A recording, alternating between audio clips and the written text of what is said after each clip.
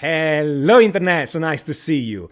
Okay, so the thing I'm going to show you today, I confess, it's a bit complex, okay? So if you're watching this video for pure entertainment value, maybe don't watch the rest of the video, okay? Because we have to get a little bit dry on this one, and we have to, and again, it requires a little bit more thinking, but if you are ready for something that admittedly may hurt your brain, but also will make you a much better guitar player, both in the technical sense and in the composition sense, okay?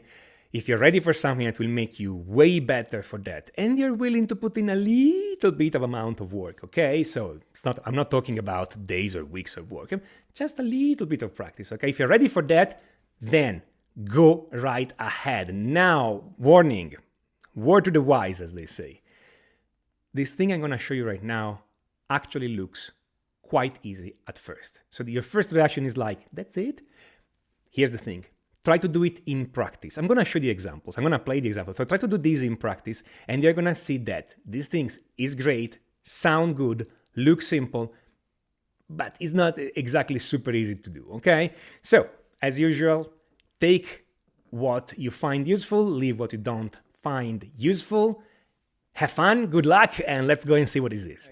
Permutation. Oh boy, that's a very complex name. Tell you what, the procedure is actually slightly complex too. So let's take it slow.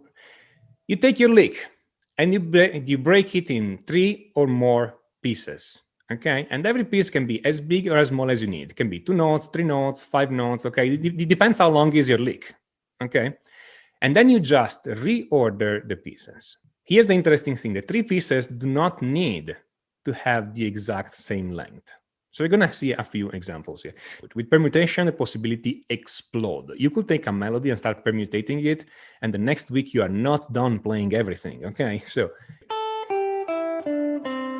okay, that's the first bar. So the first 2 notes are our red segment, the second 2 notes are a green segment, and the next 2 notes are a blue segment. And now I can reorder them.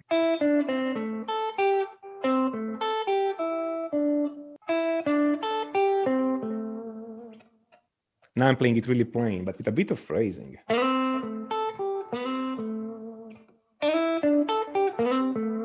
Sounds pretty interesting. This was bar number 4. Bar number 5 is this. I love this one. It's just a pentatonic, but it sounds jazzy for some reason, okay? Or maybe just the way I play it, but I mean, it just sounds good, okay? And the last bar.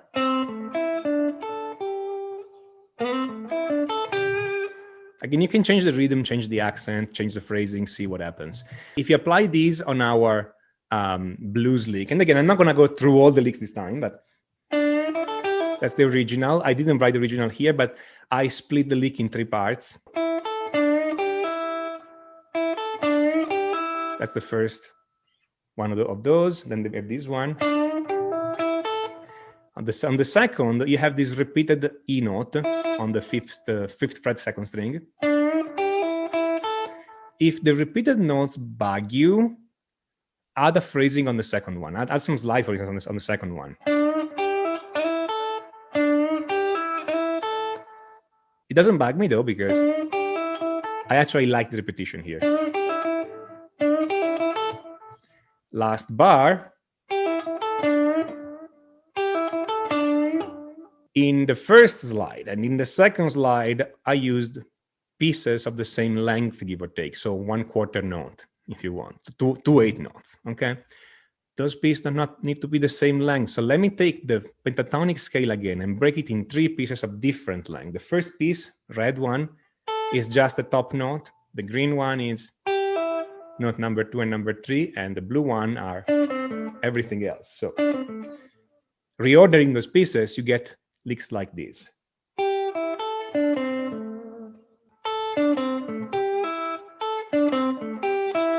And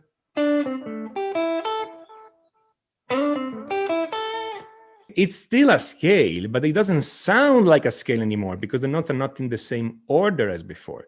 And again, it's a super simple procedure. Super simple, okay? And yet, you play a little bit with that, and you are going to find usable phrases, usable melodies, okay?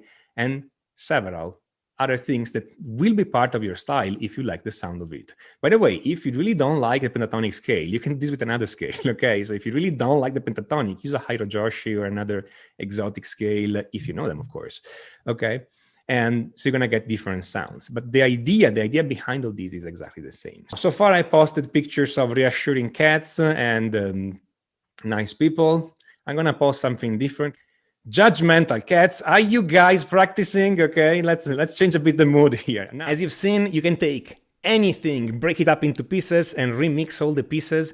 And the nice thing is that whatever you do, you are still in the original style. So if you start from a melody or a lick in a style that you like, once you chop it up and mix it around, you are still going to get something that is in the style you like and it's compatible with what you had previously. So it's great because it generates a lot more music from what you have.